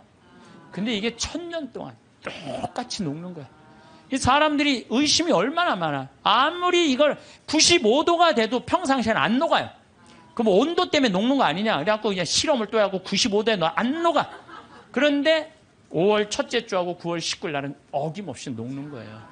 이게 이해할 수 없는 일들이 너무너무 많이 벌어지는 거예요. 이게 다 하느님의 섭리. 하도 의심이 많으니까 하느님이 중간중간 삶 안에 있는데도 우리한테 보여주는 거지. 또 내가 제일 좋아하는 프란치스코 성인, 1180년에 태어나서 1226년에 돌아가는 프란치스코 성인. 아버지 포목 장수였어요. 너무너무 부잣집 아들이었어. 근데 프란치스코 성인이 어디 뭐 전쟁에 갔다가 그냥 감옥 1년 있다가 와갖고 하느님이 그러는 거야. 예수님이 너 내 교회를 일으켜라. 내 쓰러진 교회를 일으켜라. 이 성인이 무슨 말인지 몰랐어요. 그래갖고 일으켜라. 내가 가난한 사람 도와주라는 얘기인가 보다. 아버지 포목 그 옷 훔쳐다가 가난한 사람 다 나눠줘요. 가난한 사람들 다 나눠주니까 아버지가 어떻게 해요? 에? 이놈의 새끼 이거 내 아들 아니다. 내 재산. 아버지 돈밖에 몰랐던 거지. 그래갖고 그냥 그 주교 앞에서 내 아들 이거 아들 안 하는 걸로 그랬더니 프란치스코 옷을 다 그 유명한 장면 있잖아요. 옷을 완전히 벗어서 아버지 앞에 주면서 오늘부터 내 아버지는 하느님이라고. 그러니까 주교님이 이렇게 옷을 감싸주잖아요. 귀도 주교님이. 그리고 이제 이 제2의 그리스도. 나는 아시시에 3번을 갔어요. 우리 프란치스코 성인이 돌아가시기 2년 전에는 이 오상반. 참, 이 오상이라는 것도요, 특별한 은혜 같아요. 고통스럽게. 근데 프란치스코 성인, 이번에 내가 우리 직원들하고 이제 아시시에 갔을 때 이번에는 또 다른 은혜를 느꼈어요. 다른 때는 뭐 장미 그 밭이 있어요. 프란치스코 성인이 성욕을 못 견뎌갖고 장미밭에 굴른 데가 있어요. 근데 그게 지금 800년이 지났는데도 그 자리에는 가시가 안 나는 거예요. 그 자리에는. 그래갖고 또 사람들이 의심이 얼마나 많아요. 그러니까 그 장미를 뽑아서 옆쪽 밭에 하면 가시가 나는데 가시 난 걸 다시 프란치스코 성인이 굴른 자리에 갖다 심으면 안 나. 그러니까 예수님이 그 기가 막힌 마음을 귀하게 여긴 거죠. 그리고 또 프란치스코 성인 보고 따라간 사람이 누구 있어요? 글라라. 글라라는 어떻게 했어요? 글라라는 아버지가 장군이었어요. 왕족한테 시집 보내려고 그랬는데 나는 저 프란치스코 성인이 너무너무 정말 존경스럽다. 그런데요, 글라라 성녀는요, 정말로 이뻐요. 키도 크고. 프란치스코 성인 키도 좀 140밖에 안 돼. 145. 그 정도밖에 안 됐다고 그래요. 아주 조그만. 근데 글라라 성녀는 시신에 가보니까 그대로 밀랍을 해놨어요. 글라라 성녀는. 근데 코도 오똑하고요. 정말로 예쁘게 프란치스코 성인 진짜 못생겼죠. 나보다 더 못생겼다 그래. 프란치스코 성인은. 나보다 더 못생겼는데도 이 글라라 성녀는 그 프란치스코 성인의 삶이 너무 거룩한 거야. 그래갖고 그냥 그 이쁜 모습, 그 예쁜 그 수녀, 그 관두고 수녀님 한 거야. 그러니까 동생도 따라왔고. 그러니까 그냥 프란치스코 성인도 아버지도 나중에 어떻게 해? 그 재산 다 팔고 수도자 돼요. 엄마도 수도자 되고. 결국은 다 따라가요. 그러니까 아버지가 장군이나 아버지가 얼마나 박해를, 그 아버지 죽고 엄마도 이 수녀님이 돼요. 그러니까 프란치스코 성인하고 글라라 성녀가 두 집을 다 말아먹었어요. 다 말아먹었어. 수도자로. 응. 그런데 이제 그 이슬람 십자군 전쟁할 때 이슬람군이 와서 수녀원을 전부 다 침공하려고 그래요. 그럴 때 수녀님들이 빨리 도망가자. 근데 글라라 성녀가 그래요. 우리가 어딜 도망가냐. 도망간다고 안 잡힐 것 같으냐, 저 사람들한테. 나한테는 최고의 무기가 있다. 그러니까 이제 이슬람 군인들이 그 끼에라 성당에 딱 오니까 성녀께서 어떻게 해요? 성광을, 예수님 성체가 모셔진 성광을 두고 성당 꼭대기 가서 비추잖아요. 빛이 너무 강렬해갖고 다 눈이 멀잖아요, 이 사람들이. 그러면서 이 사람들이 뭐라 그래? 여기는 우리가 가면 안 되는 데인 거. 그리고 그냥 지나가잖아요. 이게 다 하느님의 섭리라는 거, 섭리. 근데 여러분들, 우리가 이 일상 안에서 하느님의 일은 늘 벌어지고 있어요. 근데 우리가 눈이 멀은 거죠. 안 보이는 거예요. 또 성체 기적, 이거 우리가 빼먹을 수가 없어요. 여러분들 란치아노 성체 기적이 있어요. 이게 우리 교회사에서 첫 번째 있었던 기적이에요. 지금으로부터 1200년 전에 어느 날 바실리오 소속 한 수사신부가 미사를 드리면서 이게 정말로 여 안에 예수님이 있을까? 이런 의심을 한 거예요. 그래서 이 신부가 의심을 품는데 그 빵과 포도주의 성변화를 위해서 축성을 하는 순간 갑자기 제병에 실제로 살이 변하는 거예요. 동그란 제병이 살로 변하고 포도주가 피로 변하는 거예요. 너무 놀란 신부는 이 사실을 숨길 수가 없어갖고 미사에 참석한 이들한테 보여줘. 옛날엔 다 뒤돌아서서 미사했잖아요. 이거 보여주는 거예요. 이거 예수님이 이게 지금 빵인데 살로 변했다. 성혈이 피로 변했다. 보여줘요. 인간 지방에 다 알려줘. 이게 첫 번째 기적이에요. 예. 근데 이 성당이 어떤 성당이냐면 예수님의 옆구리를 찔른 백부장. 이게 성 론지노라고 기념을 하는 거예요. 그 사람도 성인 회개하고 성인이 됐다는 얘기죠. 그 기념 성당에서 벌어진 거죠. 그래서 이게 역사상 최대의 성체 기적이라는 거죠. 예. 하느님이 의심을 품었던 수사 신부에게 보여준 하느님의 응답이었죠. 역사적으로 성체 기적에 대한 관심이 덜할 때도 있었지만은 란치아노의 신자들은 이 성체를 계속 모시고 있었어. 얼마 동안? 1200년 동안 모시고 있었던 거예요. 1200년 동안. 그런데 1971년에 그 주교들이 이게 진짜 사람 필까? 진짜 사람 살일까?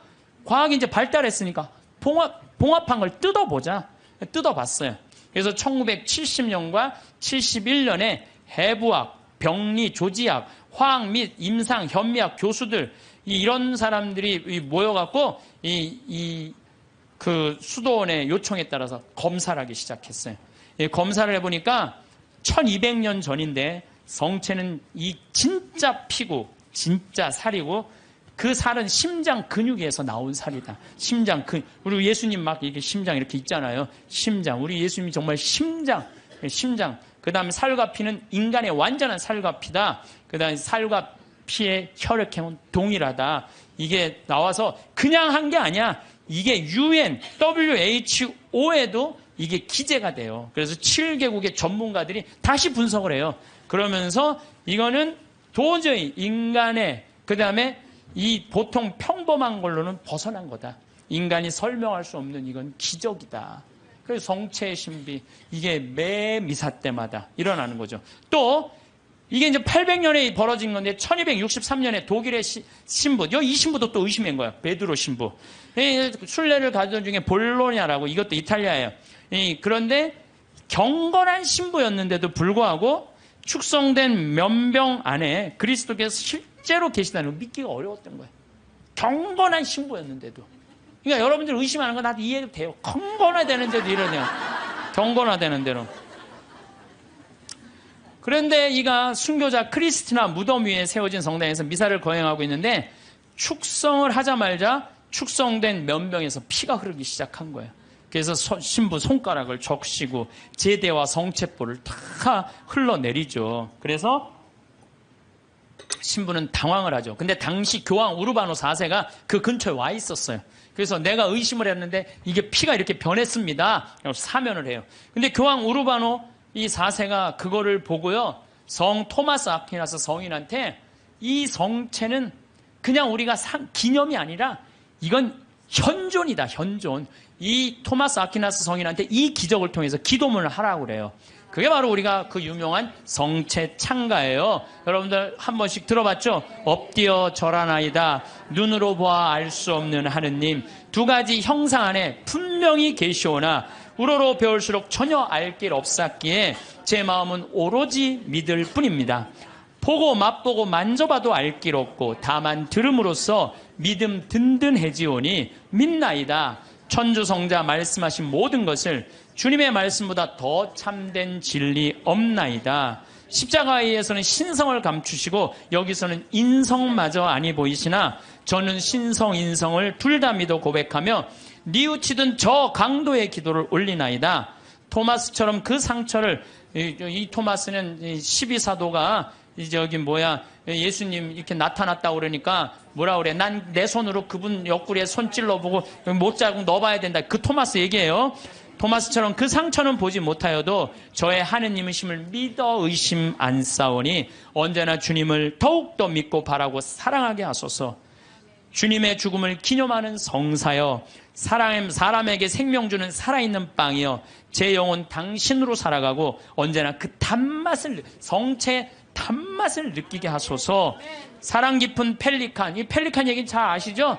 펠리칸이라는 새는 어떻게 해요? 자기 새끼가 이렇게 나무에다 하는 게 아니라 이렇게 모래밭에다가 이렇게 새끼를 하는데 그 독사들이 그 알을 너무너무 좋아하잖아요. 그래갖고 이 새끼들이 그냥 조금만 그 새끼 잡아먹으려고 독사들이 막 물으면은 피가 묽어져요. 그럼 펠리칸이랑 어미새가 와갖고 독사를 다 쫙 죽이고 그 새끼 배를 막 쪄요. 자기 배도 막 짜고. 새끼 배를 쫓는 건 뭐야? 독에 묻은 피가 빠져나가라는 거야. 그 자기 맨 부리 앞에 거기에 피를 짜요. 여기 제일 뜨거운 피가 있어. 그래갖고 새끼 입에다가 그걸 넣어줘요. 그러면 이 피가 너무 진해갖고 새나가지가 않는 거야. 그래서 새끼가 다시 살아나는 거예요. 이게 예수님의 사랑이 그거예요. 예수님 피를 흘려갖고 우리가 새 속에 악마의 독에 물려갖고 정신을 못 차려. 그러니까 우리 다 새 속의 독을 다 빼내고 당신의 피를 넣어주는 거. 그래서 그 사랑 깊은 펠리칸 그 얘기를 하는 거예요. 사랑 깊은 펠리칸 주 예수님, 더러운 저 당신 피로 씻어주소서. 그 한 방울만으로도 온 세상을 모든 죄악에서 구해내시리이다. 예수님 지금은 가려져 계시오나 이렇듯 애타게 간구하오니 언젠가 드러내실 주님 얼굴 마주 뵙고 주님 영광 바라보며 기뻐하게 하소서. 아멘. 이 기적이 있은 지 1년이 지나고 난 다음에 1264년 8월 교황 우르바노 4세가 토마스 아퀴나스, 이 기도문을 1년 동안 이 토마스 아퀴나스 성인이 묵상을 한 거예요. 그래갖고 성체 축일이 제정이 된 거예요. 이 기적을 통해서. 그래서 여러분들 성체 성결 대축일 기념하잖아요. 이게 이런 사연으로 생겨난 거예요. 이런 사연으로. 예, 그래서 정말로 이런 것들을 보면은 참 우리 신앙은요, 그냥 지나갈 게 하나도 없어. 다 정말 황금이에요, 황금. 예, 또 시에나의 성체기적. 이거는 이제 훌쩍 또 넘었어. 1700년.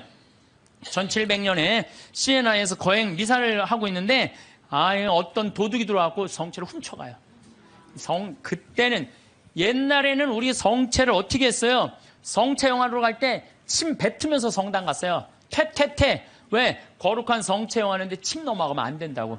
퇴퇴퇴 뱉으면서 갔어요. 그리고 몇 시간 전에 공복제 24시간 하루 종일 굶었어요. 요즘은 뭐 30분으로 줄어들었지만 세상 좋아졌어요. 그래서 옛날에 그 왕림성당 125주년 한다고 그러는데 그 왕림성당에 그 동네 사람들이 다 갈 때요. 너무 배가 고파고 하루 공복제를 지켜야 되니까 물 먹고 간 거 물 먹고 시내 물 먹고 그리고 이 태태태 침 뱉고 성체 깨끗하게 모신다고. 그런데 옛날에는 성체가로 떨어지는 것도 무서워서 쟁반 가지고 어떻게 했어요? 다 바쳤잖아요. 그러면 혀로 하면은 쟁반 그것도 나 어렸을 때 복사해갖고 그 쟁반 난 또 주교자 성당에서 쟁반 돼갖고 복사할 때 죽어 한 1000번 이렇게 하고 나면요 올 때마다 여러분들은 아멘 혀로 내밀었잖아요. 기억나요? 네. 그러니까 그 성체도 다시 다 쟁반하면은 제대해서 다 닦았다고요. 그런데 이 성체를 잊어먹었다 난리 난 거예요. 그래갖고 그냥 신부들이 그냥 그거 하면 무릎 꿇고 24시간 동안 주교님한테 혼나고 그랬거든요, 옛날에. 근데 이 성체를 도둑 맞았으니 이게 어떻게. 난리가 났는데 3일이 지나서 소년 성가대회가 거기에 쌀독, 가난한 이들한테 하는 그 쌀독에서 찾아내요. 그래갖고 그 성체를 이제, 이거 명할 수가 없잖아. 그래갖고 모셔두는데, 그래도 특별한 일 있을 때마다 해가 처음엔 300 몇 개를 잃어버린 거예요. 그런데 요즘은 뭐 223개 남았대요. 그런데 이게 300년이 지났는데도 하나도 안 변한 거예요. 이게 면역 밀떡은 조금 지나면 변하거든. 100년, 200년, 300년이 지났는데 하나도 안 변한 거예요. 이게 바로 하느님의, 그냥 매일 하느님의 섭리는 벌어져. 여러분들 맨날 성체영하는 거 맨날 살아있는 예수님 영하는 거예요. 그게 매일 하느님이 어디 있는 거야? 왜 안 오는 거야?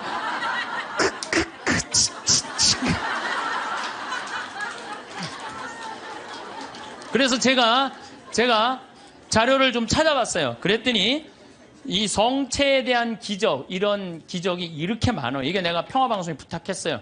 이거 전부 다 쫙 자막으로 좀 내리라고. 이 참 많은 나라에서, 많은 지역에서 성체, 빵이 살로 변한 기적들이에요. 이게 전부 다. 그러니까 얼마나 답답했으면 예수님이 그렇게까지 했겠어요. 얼마나 믿음이 정말 없는 백성들, 예수님이 그렇게 해서 믿음을 강조한 거예요. 그래서 여러분들은 하느님은요 그냥 뭐 어디 멀리 있는 게 아니라 내 삶 안에 지금 이 자리에서 현존하시는 분이 하느님이라는 거예요. 그리고 내가 제일 좋아하는 성모님, 우리 성모님 발현 봐봐. 과달루페 성모님. 과달루페 1531년 12월 9일 57세 요한 디에고한테 나타나잖아요. 그래갖고 내 성당을 져라. 그러니까 주교님한테 가서 얘기하라고 그러잖아요. 주교님한테. 그래서 주교님 성당을 지랬는데요. 그러니까 주교님 미친놈 취급하잖아요. 여러분들도 저기 남만산 가는데 성모님이 나타나갖고 여기 염주교님한테 그 성당 남산에 지라고 들었어요. 그래갖고 염주교님한테 저 성당 지랬는데 그럼 여러분들 바로 어떻게 할까요? 꽃꽂은 여자 치고 바로 하잖아요. 꽃꽂은 여자.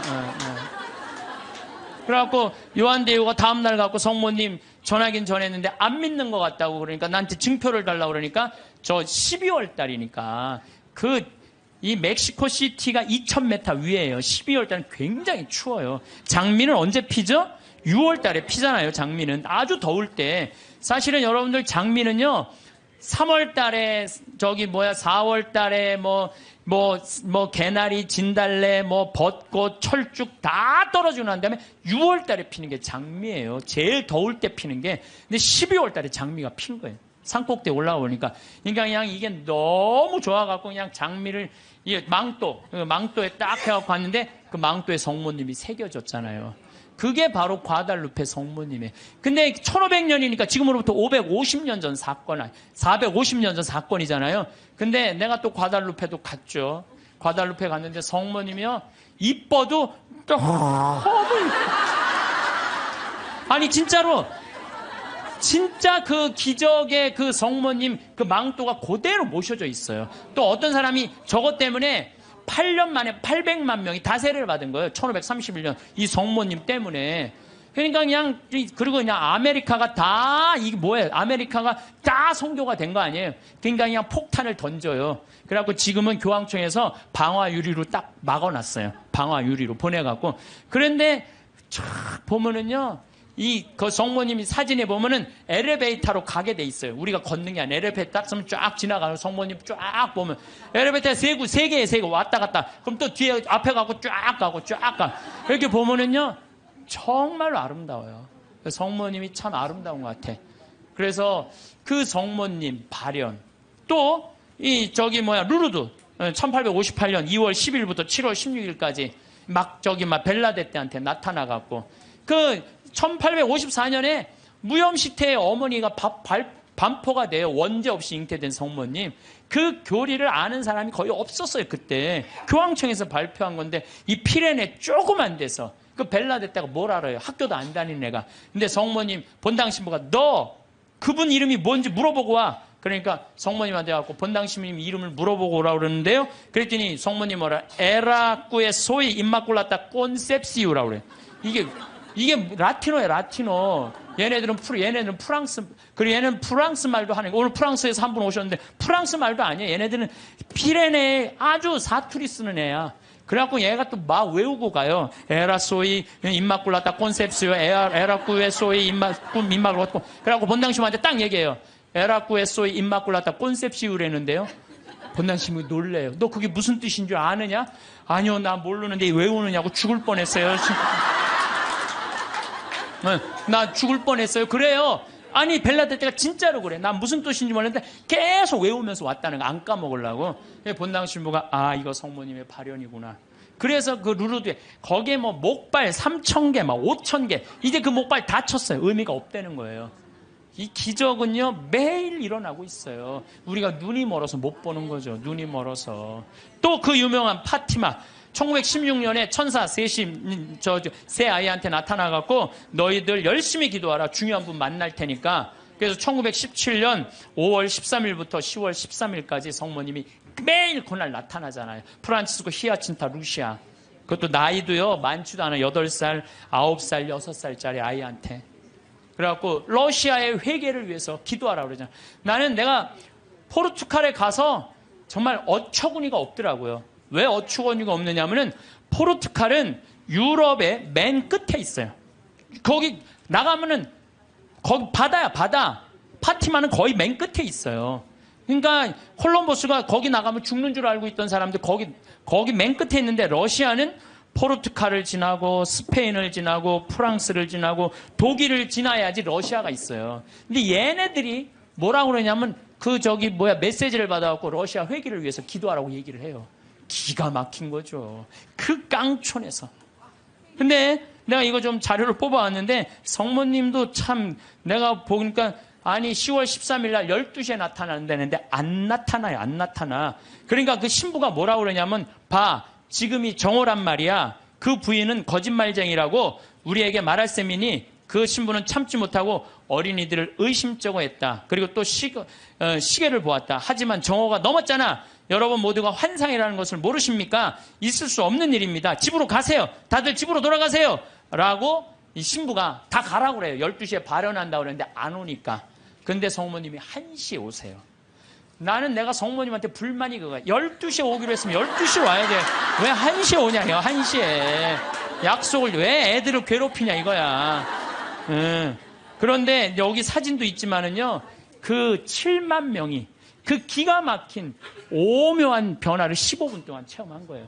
15분이 지나고 난 다음에 이틀 동안 진흙이 됐던 땅이 완전히 마르고 7만 명 젖은 옷이 완전히 마르는 정말로 기가 막힌 사진 기자들도 다 있어요. 사진도 다 있고 이런 하느님의 분명한 증거들이 있는데도 불구하고 하느님이 언제 오는 거야? 어디 있는 거야? 이러니 얼마나 답답하냐 이거예요. 그런데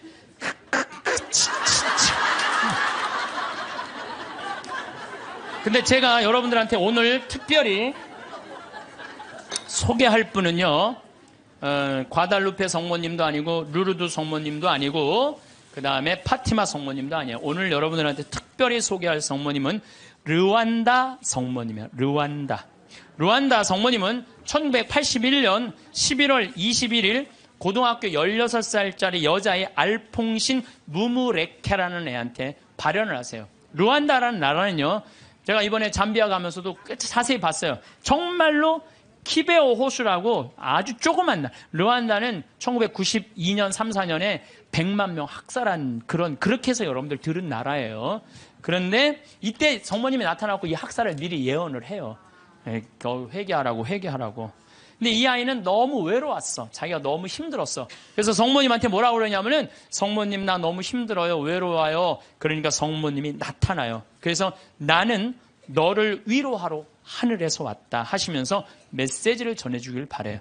혹시 여기 계신 분들 외롭고 힘든 분들 많을 거예요 아마. 어디 가서 찾아 성모님한테 나를 위로해달라고 그러면 성모님 위로해 주실 거예요. 이 성모님이 나타나는 동안 그 아이의 표현이 그래요. 너무 아름다운 부인이 나타나는데 얼굴이 까만색인지 하얀색인지 모를 정도로 하여튼 환상적으로 아름다웠다는. 그리고 다리가 안 보이는데 빛이 쫙 모든 아이들의 발현이 다 그래요. 예. 그래서 사제가 성모님 발현이 하여튼 신부들이 문제야. 보면 다 반대하는 게 신부들이야. 신부들이 성모님 발현이 어디 있느냐 하면서 요즘 말하면 학교 짱한테 걔를 박해하라고 그래요. 라고 학교장이 무지하게 박해를 해요. 마리 끌레르라는 아이가 얘가 성모님이 막 발현하면 혼이 나갔을 때 머리카락을 막 잡아당겨요. 발현할 때.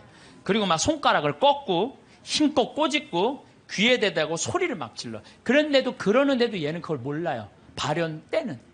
그 거의 탈원 상태에 들어가 자기를 괴롭히는 걸 모르는 거죠. 근데 1981년 1월 12일에 성모님께서 두 번째 학생한테 발현하세요. 17살 먹은 아나탈리 무카마진 파카. 이름이 무지하게 어려워요. 하여튼. 아나탈리 무카마진 파카한테 나타나요.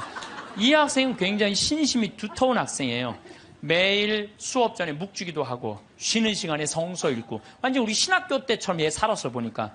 근데 이 아이한테 성모님이 나타나고 메시지를 빨리 회개해야 된다. 이 르완다라는 나라는 그 메시지를 좀 큰 고통이 올 것이다 라는 메시지를 전해줘요. 근데 제일 놀라운 거는 이 마리 끌레르 막 꼬집고 꺾고 머리끄댕이 끌어당기는 한테 성모님이 보기에도 너무 했나 봐. 얘한테 나타나요.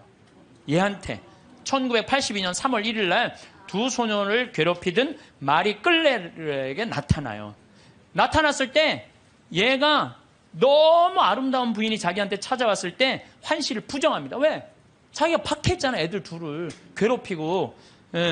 이 10대 소녀는 자신을 자신이 조롱하고 공격했던 두 소녀가 자기를 속이는 거라고, 성모님이 나타나 속인 거라고 확신해요. 속인 게 아니라 자기가 미쳤거나 악마에 사로잡혔다고 생각을 해요. 그러나 성모님의 안심시키는 목소리로 마리끌레르는 완전히 사람이 변해요.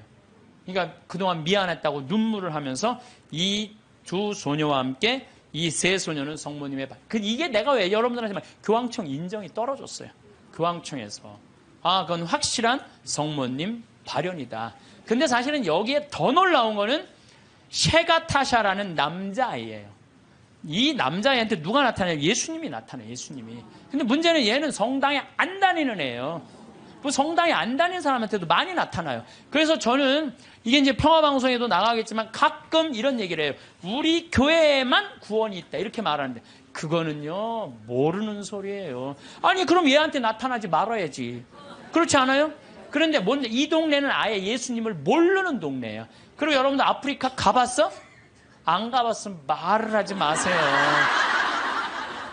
아프리카는 우리가 생각하는 것처럼 전선이 있는 것도 아니고 방송이 있는 것도 아니에요. 그러니까 내가 밤에 한번 다녀봤는데 진짜 이 사람들이 차가 없으니까 다 걸어 다녀요. 저 경상도 시골에서 살 때 그 어렸을 때 가면 막 귀신 나온다, 불빛, 막 이상한 불빛. 그거하고 똑같아요, 지금도. 그러니까 시골은요, 완전히 차단된 데야. 거기는 성당도 없고, 교회도 없고, 아무것도 없는 애야. 얘는 학교도 안 다니는 애야. 성당이, 예수님이 뭔지도 모르는 애야. 이 예수님이 나타나고 성서에 대한 얘기 다 해주고, 사도신경 다 알려주고, 그 다음에 나는 이 셰가타샤한테 예수님이 해준 말이 너무 마음에 들어서 여러분들한테 얘기를 해줘요. 모든 사람에게 말하여라. 성경을 읽고 내가 한 말을 찾아보아라. 그러니까 여러분들, 제가 이 교우들한테 안타까운 게 뭐냐면 신앙생활 할 때 보면 막 특별한 뭐가 나오기를 바라는 분들이 있어요. 그런 거 없어요. 특별한 게 어디 있어요. 내 손에서 뭐가 나오길 바라는데 내 손에선 아무것도 안 나와요. 내 손에선 아무것도 안 나와요. 그런데 특별한 게 아니에요. 예수님이 강조하는 건 성서. 2000년 전에 예수님이 와서 하신 말씀을 보라는 거예요. 그 안에 다 들어있어. 모든 우리의 답답한 거, 궁금한 거 어디에 다 들어있어? 성서에 다. 그러니까 모든 사람에게 말하여라. 성경을 읽고 내가 한 말을 찾아보아라. 내가 예전에 한 말을 모두 믿고 그대로 살아라. 최후 심판 날에는 이중적인 의미가 있다. 각자에게 심판의 날은 곧 죽음의 날이다. 전 인류에게 있어서 최후 심판 날은 나의 재림날이 될 것이다. 어떤 날이든 그날은 모든 사람이 하느님을 더 가까이. 이게 멸망이 아니야. 여러분들 최후 심판, 재림 이걸 멸망으로 하는데 멸망이 아니에요. 완성이에요. 완성. 우리 신부님이 말씀하신 오메가 포인트라는 거예요. 완성으로 간다는 거예요. 그러니까 인류는요, 지금 완성으로 향해서 가는 거예요. 인류가 망할 것 같아. 2000년 전, 1000년 전에 비하면요, 지금처럼 건강한 적이 없어요. 지금처럼 전쟁이 없는 적이 없어요. 지금처럼 건강한 적. 여러분들 생각을 해봐. 200년 전에 이 중에 70%는 다 종으로 살았어요. 사람 같지도 않게 살았어요, 이 중에는. 그렇죠? 양반 비율이요, 충청도가 제일 많았는데 15%였어요, 15%. 나머지는 다 평민, 상민, 종으로 살았어, 나머지는 다. 그러니까 지금 여러분들 시대가 좋아서 종이 어딨어. 그렇지 않아요? 굉장히 건강해진 거예요. 긍정적인 눈으로 바라보셔야 돼. 또 요즘 아주 1968년 이탈리아 로톤도의 비오 신부님. 이 신부님 책을 한번 사서 읽어보세요. 정말로 하느님의 섭리가 그대로 드러나신 신부님이 이 비오 신부님이에요. 비오 신부님은요, 정말 평생 오상 받았어요. 근데 이 신부님도요, 이 오상이 싫었던 거야. 왜? 이게 사람이 자꾸 이렇게 쳐다보고 막 와서 확인하고 그러니까. 그래서 처음에 감춰요. 막 붕대로 싸요. 오상을. 그러다가 하다 안 되니까 오상을 드러내 놓으셔요. 그러니까 사람들이 너무 많이 모이니까요, 또 위에서 또 반대해요. 너 미사하지 말고 고해성사하지 말라고 혼자 해라고 순명을 하세요. 이 신부님이. 정말 생기기도 이 신부님은 잘생겼어. 아주 잘생긴 신부님인데, 그리고 의사들이 붙어요. 왜? 50년 동안 오상을 입었으니까 이게 병으로 오염되지 않을 거나 계속. 그런데도 오염되지 않은 채로 50년을 가고 이게 비 오신 분이 물어봐요. 나 이거 언제 끝나느냐고. 너 죽는 날 끝난다. 그런데 놀랍게도 신부님이 돌아가시는 날 이게 싹 치유가 돼요. 돌아가시는 날. 예. 이게 뭐 살아있는 하느님의 증거죠. 하느님께서는요 끊임없이 활동하고 계셔요. 우리가 깨어 눈을 부릅뜨고 하느님의 활동을 기다리지 않아서 그렇죠. 시메온처럼요 애절한 마음으로 하느님의 손길을 느끼려고만 한다면 수도 없는 하느님의 섭리를 여러분들은 느끼실 수 있을 거예요. 아, 좋아. 내가 지금 오늘부터 하느님하고 살 거야. 근데 내가 지금 빨리 나가서 택시를 잡아야 돼. 내가 기도하면은 내가 막 택시가 금방 올 거야. 하느님이 보내줄 거야. 그래갖고 그냥 막 나가고 딱 하느님 딱 택시를 보내줘서 역시 하느님은 내 기도를 들어주셔. 이런 분은요 신자가 아니라 환자예요. 환자.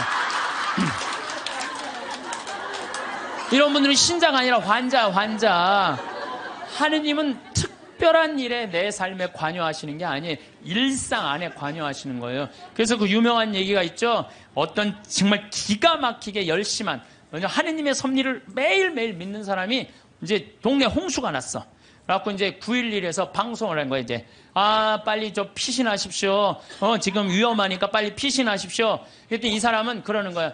나는 하느님이 와서 구해줄 거다. 홍수가 와도 노아가 그 홍수가 났을 때 하느님이 구해줄 듯이 나는 구해줄 것이다. 근데 이제 다 피했는데 이 사람은 안 피한 거야. 그래갖고 보트가 왔어. 보트가 와갖고 빨리 타시라고. 그랬더니 나는 하느님이 구해줄 건데 이 보트에 이 많은 질문 어떻게 신을 하느님이 완벽하게 구해줄 테니까 니네들 가라.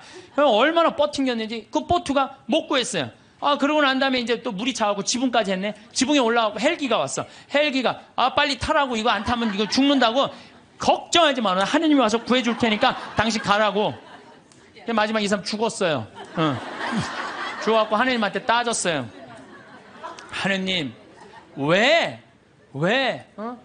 나를 안 구해주러 왔느냐. 노아, 내가 그렇게 애절하게 기도했는데도. 그랬더니 하느님이 어이가 없다는 듯이 무슨 소리냐. 나는 너한테 3번 보냈다. 한 번은 방송으로 보내고, 한 번은 배로 보고, 한 번 헬리콥터까지 보냈다.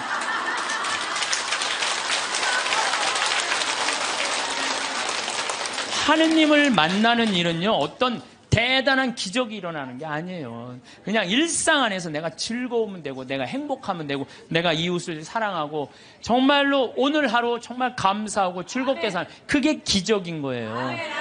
무슨 로또가 그냥 밤에 번호를 짝짝짝짝 알려줘갖고 내가 로또가 된다. 그건 환자예요, 환자. 신자가 아니라. 그래서 여러분들 가장 위대한 기적은 뭔지 아세요? 매일 미사의 성체 기적이에요. 예수님이 그 온 우주의 하느님이 내 몸 안에 들어오는 거예요. 얼마나 가슴 떨리는 일이에요. 얼마나 설레는 일이에요. 그렇지 않겠어요? 그러니까 여러분들 미사 참여, 이 미사 참여를 통해서 예수님을 영화할 수 있는 분들은요, 이 하늘나라 속에서 사는 분이에요. 그래서 제가 지난 1, 2, 3회에 대해서도 뭐라고 말씀을 드렸냐면, 예수님은 지금도 우리 삶 안에서, 내 삶 안에서 관여하고 계신다. 하느님만 꽉 붙잡고 살면은 하늘나라 경계 없다, 이 세상. 그래갖고 내가 정말로 열심히 사는 사람은 가슴에 뭐가 있어? 여건이 있어. 믿음이 굳건한 사람들은 가슴에 여건이 있어. 하늘나라는 요즘은 다 비행기 보낸대요. 비행기 딱 탈 때 여건 심사할 때 뭐만 내면 돼? 여건 딱 내고 어떻게 싹 웃으면서 죽을 때 나 1조 이거 어떻게 하면 좋아? 발버둥 치지 마시고 죽을 때 통장에 500만 원 딱 남기고, 자, 이 세상 나는 이제 그리던 하늘나라 떠난다. 여행 탈 때 비행기 타면 막 가슴이 설레잖아요. 죽는 것도 설레는 일이에요. 죽는 거 설레는 일 아니에요? 새로운 삶으로 올라가는 과정인데 얼마나 설레. 그러니까 설레니까 우리 그냥 그 최 신부님 손잡고 우리 마리아 할머니가 씩 웃으면서 세상 떠나듯이 여러분들도 마지막 날 웃으면서 떠날 수 있는 그런 분들 되기를 바라겠습니다.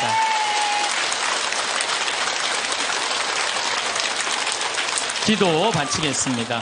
성부와 성자와 성령의 이름으로. 아멘. 하느님 아버지, 우린 늘 부족합니다. 의심이 많고 또 믿음이 부족합니다. 그렇기 때문에 우리는 당신의 도움이 필요합니다. 성령의 도움이 필요합니다.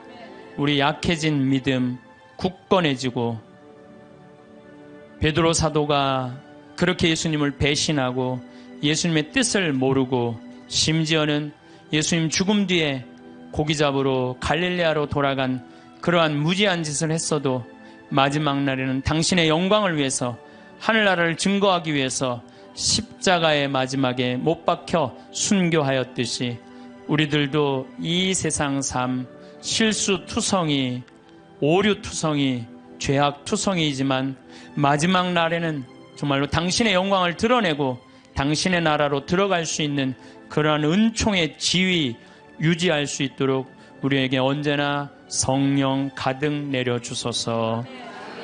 영광이 성부와 성자와 성령께 성부와 성자와 성령의 이름으로 아멘. 감사합니다.